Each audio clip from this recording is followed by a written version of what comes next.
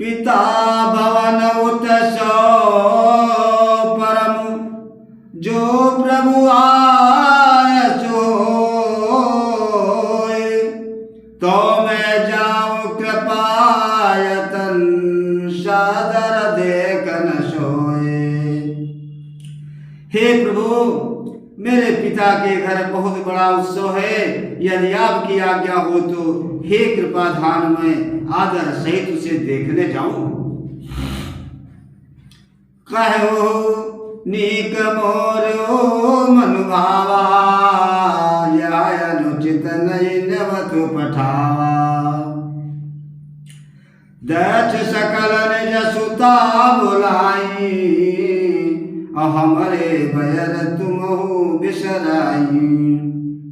शिव जी ने कहा, तुमने बात तो अच्छी कही, यह मेरे मन को भी पसंद आई, पर उन्होंने न्योता नहीं भेजा, यह अनुचित है। दक्ष ने अपनी सब लड़कियों को बुलाया है, किंतु हमारे बैर के कारण उन्होंने तुमको भी बुला दिया। ब्रह्म सभा हम सन दुख माना, हिते अजहु करहि अपमाना।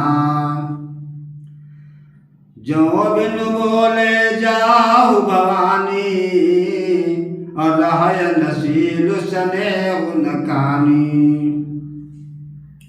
एक बार ब्रह्मा की सभा में हमसे अप्रसन्न हो गए थे, उसी से वे अब भी हमारा अपमान करते हैं। हे भवानी, जो तुम बिना बुलाए जाओगी तो ना शील स्नेह ही रहेगा और ना मान मर्यादा ही रहेगी।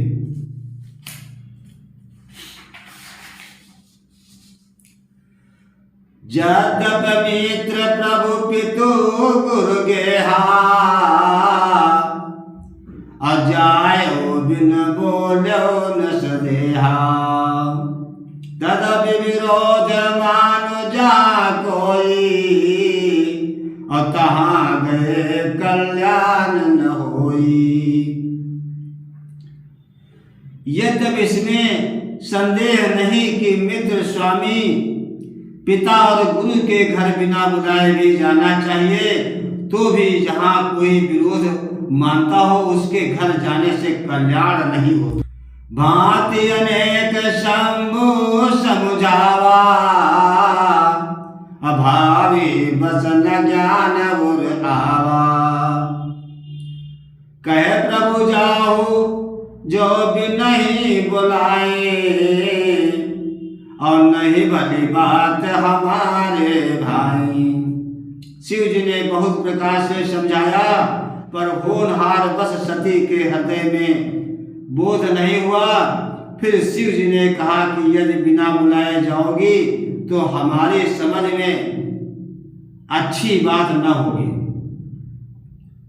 कह देखा हर जतन बहु, रहे न दक्ष कुमारी। दिए मुख्य गण संग तब विदा की न त्रिपुरारी।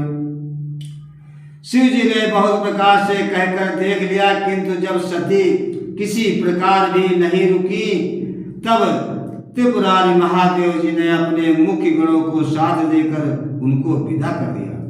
पिता भवन जब गई भवानी, अदक्ष दास काहु न सनमानी। सादर भले मिली एक माता, भगनी मिली बहुत मुस्काता। भवानी जब पिता दक्ष के घर पहुंची, तब दक्ष के डर के मारे किसी ने उनकी आओ भगत नहीं की। केवल एक माता भले ही आदर से मिली, बहनें बहुत मुस्कुराती हुई मिली। दक्ष न कछ पूछी कुशलाता, असीतई मिलो कि जरे सब गाता। सती जाए देखो तब जागा, कतहु न देख सम कर भागा। दक्ष ने तो उनकी कुछ कुशलता कुशल तक नहीं पूछी। सती जी को देखकर उल्टे उनके सारे अंग जल गए उठे। तब सती ने जाकर यज्ञ देखा तो वहां कहीं शिव जी का भाग दिखाई नहीं दिया। तब चित चढ़ऊ जो शंकर कहू, अप्रभु अपमान समुझ उर्दयऊ। पाछिन दुख न हर्ष व्यापा, जस ये भयो महापरितापा। तब शिव जी ने जो कहा था वो उनकी समझ में आया। स्वामी का अपमान समझकर सती का हृदय जल उठा। पिछला परित्याग का दुख उनके हृदय में उतना ही व्यापा था जितना महान दुख इस समय पति अभिमान के कारण हुआ है। यद्यपि जगदार न दुख जाना, सबते कठिन जाति अवमाना। समुझ जो सतहि भयवती क्रोधा, बहुविध जननी की न प्रबोधा। यद्यपि जगत में अनेक प्रकार के दारुण दुख हैं, तथापि जाति अपमान सबसे बढ़कर कठिन है। यह समझकर सती जी को बड़ा क्रोध हो आया। माता ने उन्हें बहुत प्रकार से समझाया बुझाया।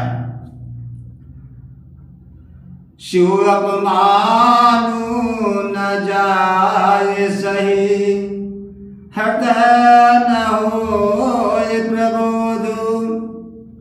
सकल समय हटे हटक तबो, बोले बचन सकोदो।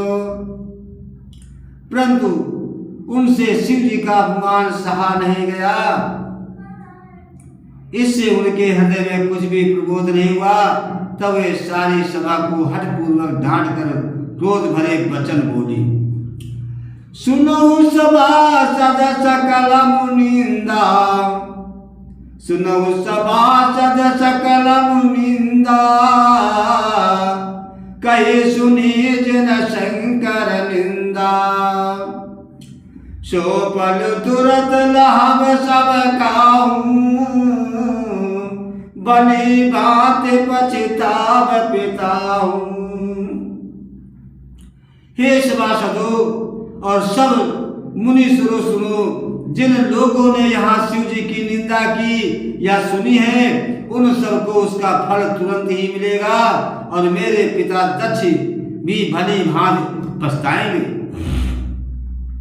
संत सांब सिर पति अपवादा, संत सांब सिर पति अपवादा।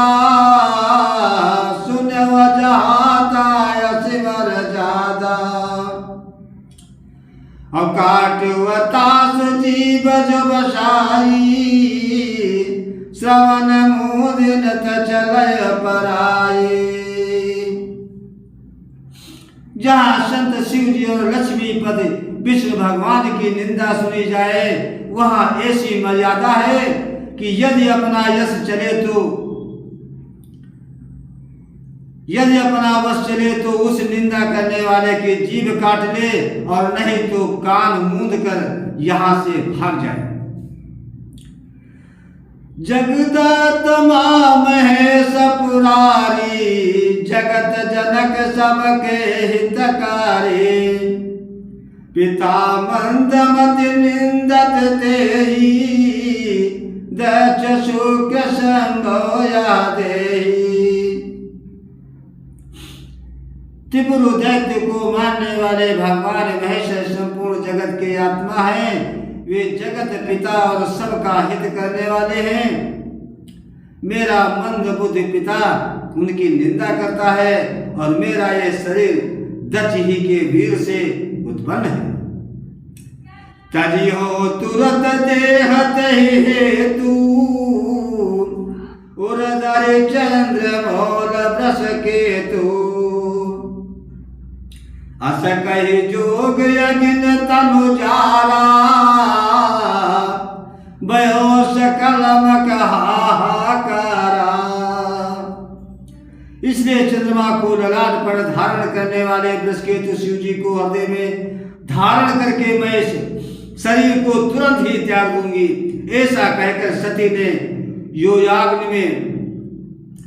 योगाग्नि में अपना शरीर भस्म कर डाला। सारी यज्ञशाला में हाहाकार मच गया। सती मरण सुने शंभुगन लगे कर नमक खीस। जग विध्वंस विलोक भृगु रक्षा कीन